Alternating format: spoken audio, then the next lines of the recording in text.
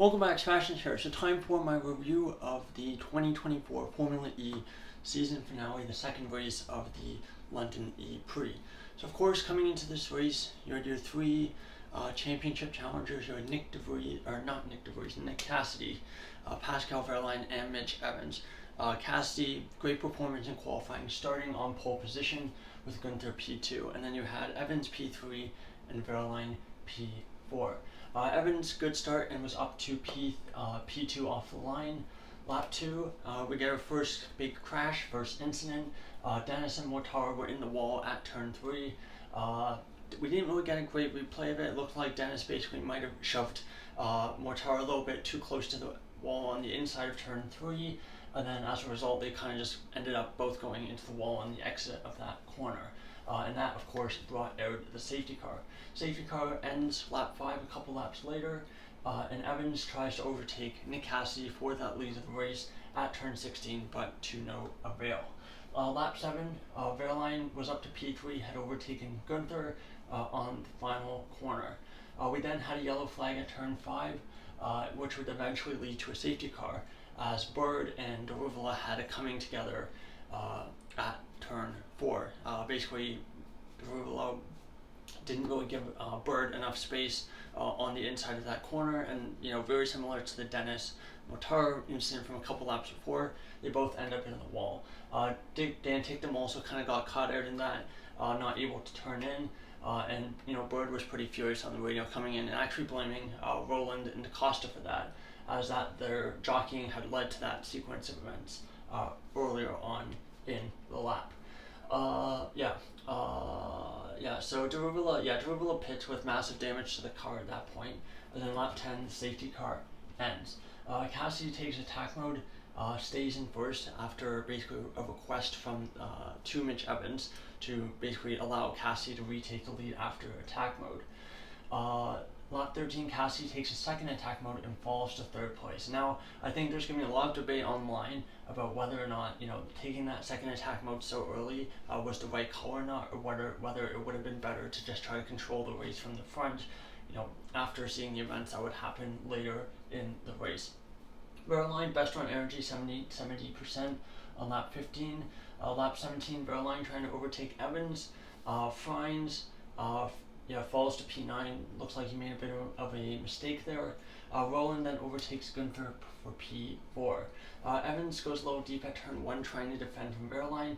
At this point, I think he'd already gotten a warning about basically moving under braking. It wasn't super serious, but I can see why they wanted to do it. They would basically, give warnings, black and white flags, all the way up to the point where they didn't want to have to give a penalty. Lap 21, Evans stole 2% deficit to Wehrlein, so definitely Wehrlein showing that he definitely had the efficiency that he had yesterday, and for whatever reasons, in qualifying at least, or like compared to qualifying, Evans is just not as good with the energy management this weekend. Gunther DaCosta side by side through sector 1, really good battle there. Lap 28, Evans 3% down on Cassidy and Wehrlein at this point.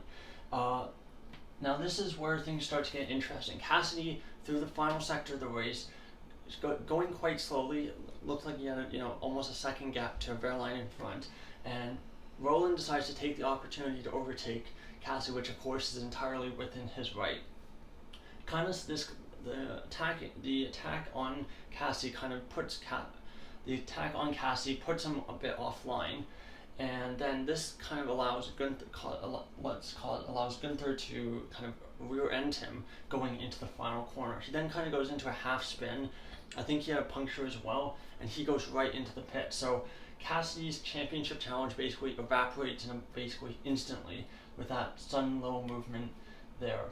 So of course, Cassidy will argue, well, you put me in that position, you took me from the lead of the race, put me P3. Of course, you would exposes me to cars behind who have nothing to lose, who are battling for a race win, not for the championship.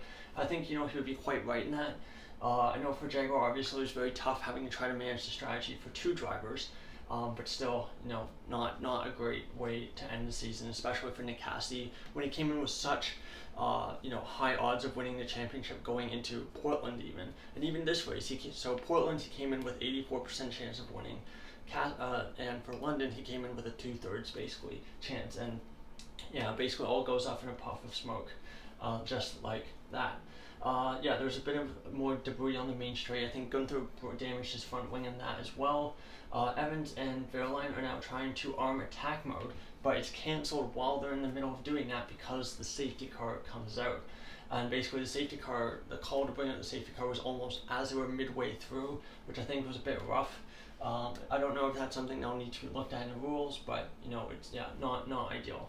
Lap 31, Roland now leads the race from Evans and Verline, and Roland then lets Evans pass because they were under investigation for passing under the safety car. And again, I think there's like a line, kind of like the pit exit line, pit exit safety car line, that determines where they have to be and who's ahead at what point. So at this point, Evans looks like he's in a great position. He's leading the race. Verline is like P3 behind Roland, and he actually was end up behind DaCosta as well. So they both we get 3 added laps, and Evans and Verline now are forced to be on the same attack mode strategy, and they have to pit at the exact same time. So Verline can't do what he did yesterday, which is just like wait a lap or 2 later, and then use that clean air to and use that extra energy that he has. So yeah, forces them on the same strategy. First attack mode they both do, and so now Evans is P2 behind Roland, and Verline is P4, let past by his teammates. So then he moves up to P3, and it looks like Evans has his championship now. All he has to do is arm attack mode again. But when they go in to do that attack mode, Evans' attack mode doesn't arm. We don't know why at this point, if it was a mistake on the team side, if it was a software issue, but for whatever reasons, Evans' attack mode doesn't arm, which means that he's forced to go again. And even more, because that lap was really the last lap that they had to do attack mode, because you have to use all of your attack mode and you can't have any time left before you cross the checkered flag, he now had to basically go at a snail's pace, so he couldn't even attack Verline, because he had to make sure he finished his attack mode before reaching the checkered flag. So really a bit of an anticlimactic ending that way, kind of with how that situation went. And for Evans, another extremely close, so close to that championship, and again, just kind of all goes away right at the end.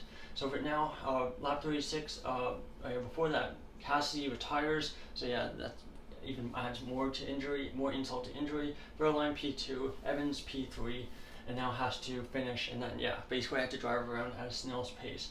Final lap, Roland takes the checkered flag, good win from him.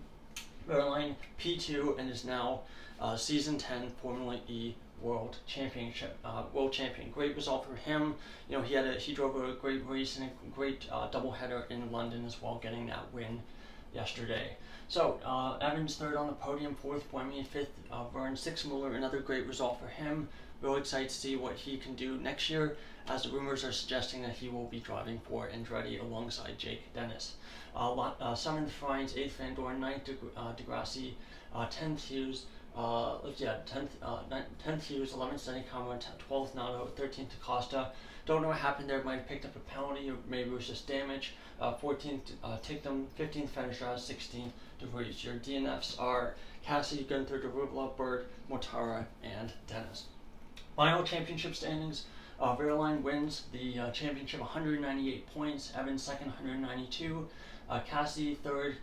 Very disappointing end to the season for him. 176. Roland fourth, 156. Jev fifth, 139. DaCosta sixth, 134. Dennis seventh, 122. 8th Gunther, 73. 9th Fines on 66. 10th Van Dorn on 61.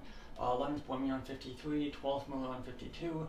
13th Bird on 48. 14th Hughes on 48. Yeah, so the two McLaren drivers tied on points. 15th Nato 47, 16th Mortara 29, 17th Fenestras 26, 18th DeVries 18, 19 Ticktum on 12, 20th Steadicamo on 11, 21st Derivla on 8, 22nd Barnard on 5, 23rd Degrassi on 4, 24th Ericsson on 2, and then Vanderlinde, King, Aaron, and Calais, all on 0 points. There you go. There's my review of the season 10 finale of Formula E. Pretty exciting season. I know the Peloton style races were not the best to watch, I'd say, And I hope next year with the Gen 3.5 car, some of those issues I hope will be fixed. But again, that's something that we're gonna have to wait till December. Again, yes, December, not January. So season 11 formally will start this coming December with our first race in Sao Paulo. Anyway, thank you so much for watching. Goodbye.